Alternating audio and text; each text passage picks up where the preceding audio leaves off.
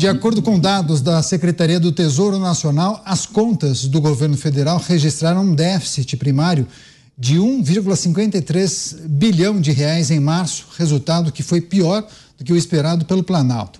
Esse déficit primário ocorre quando as receitas com tributos e impostos ficam abaixo das despesas do governo, sem considerar os gastos com o pagamento de juros da dívida pública. A projeção de analistas não era de déficit no mês passado, mas sim de superávit em 12 meses. O governo central já acumula um déficit de 247,4 bilhões de reais, o que equivale a 2,2% do PIB. Por conta desse resultado, o Tesouro não afastou a necessidade de que sejam tomadas novas medidas para aumentar a arrecadação ainda em 2024. A gente tem tratado disso praticamente todas as semanas aqui em Os Pingos nos Is.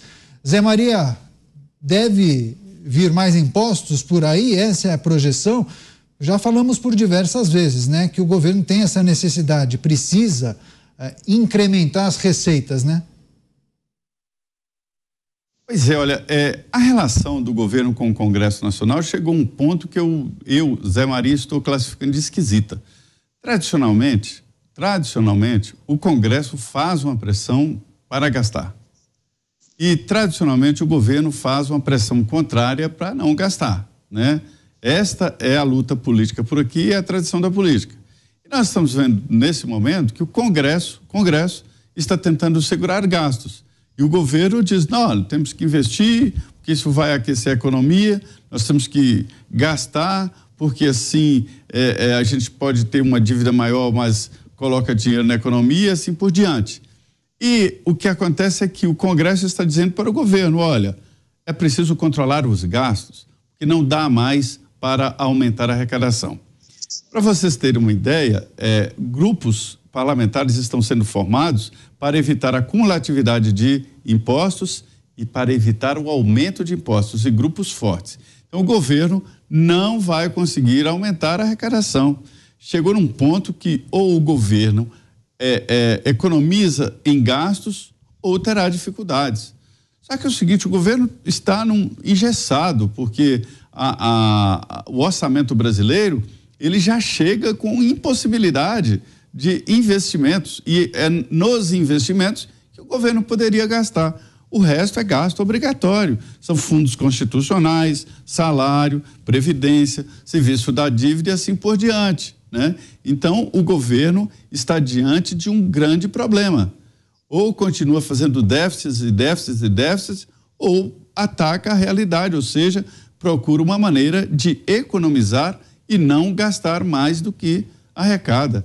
O que eu acho estranho é que houve uma inversão. Em todos os governos, quem fazia pressão para gastar era o Congresso, eram os deputados e senadores. E a função do ministro era dizer não. Pois é, agora, Mota, você quer falar você primeiro, Beraldo? Vai lá, por favor. Não quero passar à frente do Mota, só queria dizer que eu acho que o Zé está se esquecendo que é o Congresso que está agora discutindo quinquênio para servidor público, que vai resultar em 35% de aumento no salário. Não há essa preocupação toda não, porque na hora de fazer demagogia, na hora de agradar as classes que eles querem se relacionar porque eles querem voto, eles não estão nem aí para o orçamento. Há uma cumplicidade. Sabe o que vai acontecer? A conta não vai fechar. E aí lá na frente o governo vai vir com CPMF em cima do PIX, vai vir com algum tipo de tributação bastante criativa e o Congresso vai embarcar. Já estou vendo essa cena acontecer. Então eu digo o seguinte, a nossa audiência, a população brasileira em geral, segura, peão, porque vai ser você que vai pagar a conta. Agora, Mota, é engraçado, porque assim, existem algumas saídas possíveis. O governo adotou uma estratégia, que ela é muito criticada pelos liberais e aqueles que são conservadores no que tange à economia, porque esses justamente defendem cortar na própria carne. A gente pode olhar o nosso vizinho Javier Milei fazendo justamente isso, diminuindo o tamanho do Estado. Só que nós não vimos até aqui medidas do governo para reduzir o tamanho da máquina. Seria uma alternativa mais rápida, inclusive, né, Mota? Mas é uma alternativa inconcebível, Caniato. É a mesma, a situação é análoga à do combate à criminalidade, né? O Estado brasileiro tem uma alternativa para o combate à criminalidade: endurecer a legislação e a aplicação da legislação, acabar com esses benefícios e direitos absurdos para os criminosos presos. Mas é inconcebível para eles, porque isso afronta a visão de mundo deles. Vamos lembrar que hoje no Brasil quem manda é a turma que acha que gasto é vida. Nunca esqueçam essa frase: gasto é vida. Só que o dinheiro sendo gasto é o nosso dinheiro, porque o Estado não tem dinheiro. Todo o dinheiro que está dentro dos cofres públicos é dinheiro que nós ganhamos com o nosso trabalho. O Estado não tem uma única fonte de renda. Então, só para lembrar, o orçamento do governo federal para esse ano é de 5,5 trilhões. Trilhões com T. Não existe um ser humano que consiga imaginar o que é 1 trilhão. Tá? Se você dividir esses 5,5 trilhões por 365 dias, você vai chegar à conclusão que o gasto do governo federal por dia é de 15 bilhões de reais. Todos os dias, dia sim, dia não, o governo federal gasta isso. Isso, meus amigos, dá 175 mil reais de gasto por segundo. 1 segundo é o tempo que você leva para dizer PT. Você, Zé Maria, essa gestão tem encarado uma situação muito diferente daquelas duas gestões Lula no início dos anos 2000. São novos desafios, alguns entendem que o governo está preso ainda àquelas questões que envolviam o início de um novo século. O mundo mudou. Você mesmo costuma dizer que alguns políticos não trocaram o chip, né, Zé Maria? Agora, você não compreende que tem alguns que muito provavelmente vão precisar aprender na marra, porque uma hora isso vai estourar.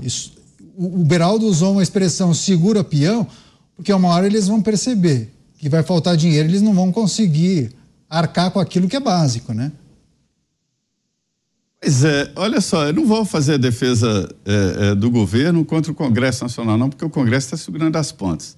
O primeiro governo Lula, a história que contavam aqui é a seguinte: naquele último debate entre os dois presidenciáveis, José Serra e Lula, houve um momento em que os dois foram lá na frente e deram a mão, apertaram a mão, isso no segundo turno.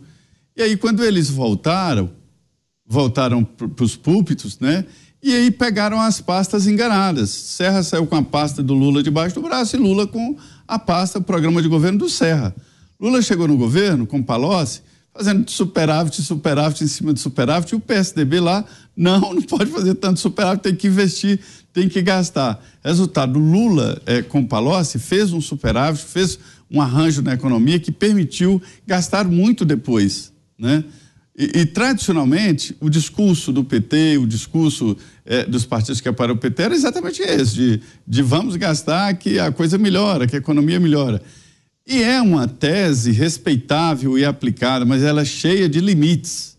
Gastar, investir, fazer dívida, sim, porque não, a dívida, né? Mas é que tem limites, Esse orçamento que o Mota citou aí, de 5 trilhões, de 6 trilhões, ele é teórico, não existe.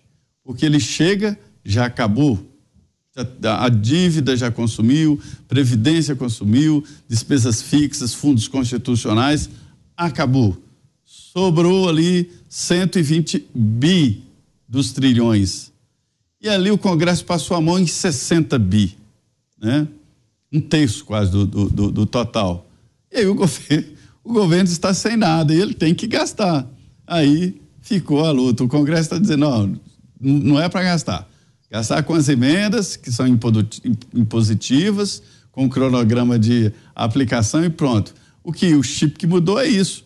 E hoje o deputado e o senador estão rindo de orelha a orelha. Eles estão com muito dinheiro para investir. E não estão nem aí para governo, para partido político, nem nada. O retrato disso é o DPVAT. Os deputados que votaram pelo DPVAT estão arrependidos, porque eles receberam uma saraivada de críticas. E aí eles param para pensar, mas por que eu votei isso? Eu não precisava de enfrentar esse desgaste. Então é isso. Dá a impressão de que o debate político virou orçamento, e é isso mesmo. Agora, se essa dinheirama toda que o Mota se referiu já está empenhada quando chega e sobra esse montante pequeno para um país do tamanho do Brasil, como é que o governo federal vai conseguir realizar todos os programas que o presidente prometeu durante a campanha eleitoral, hein, Beraldo? Segura, peão? Pois é, mas olha, com 60 bi dá para comprar um monte de picanha e cerveja. O problema é que isso acaba rápido. E aí a gente pode ter uma dimensão da nossa mediocridade como país. O Brasil é um país imenso, nós temos um potencial de terras agricultáveis enormes, nós temos petróleo, nós temos minérios, nós temos pedras preciosas, nós temos tudo que é necessário, uma população de mais de 200 milhões de pessoas, nós temos absolutamente tudo que era necessário para a gente ser uma grande potência. No entanto, a gente fica nesse debate porque o governo federal tem para investir no ano 60 bilhões de reais, ou seja, 12 bilhões de dólares, ou um pouquinho menos. E aí a gente precisa lembrar que só na semana passada o Congresso americano autorizou o governo dos Estados Unidos a mandarem para Israel, Ucrânia e mais um outro país 90 bilhões de dólares que eles vão dar para outros países.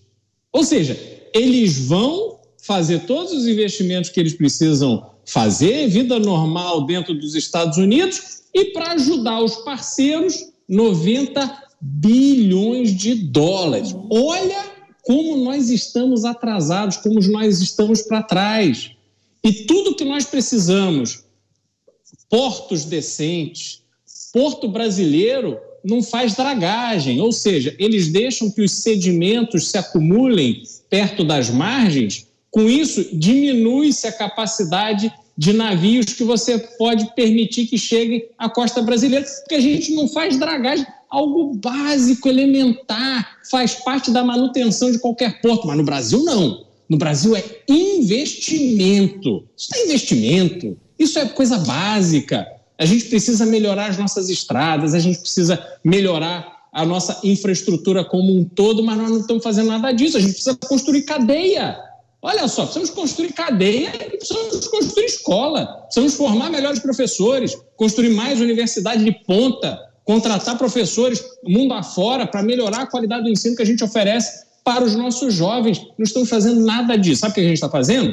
Dos 120 bilhões que citou o Zé Maria, a gente entrega metade para o Congresso, que vai ser gasto aonde? Para construir praça não sei aonde, para arrancar dente de pessoas que não existem, como a gente viu essas cidades do interior que se arranca lá 30, 40, 50 dentes por habitante e por aí vai. É dinheiro roubado. Só que não rouba só o dinheiro, não. Rouba o futuro do Brasil. E ninguém liga para isso. Isso é que mais me impressiona.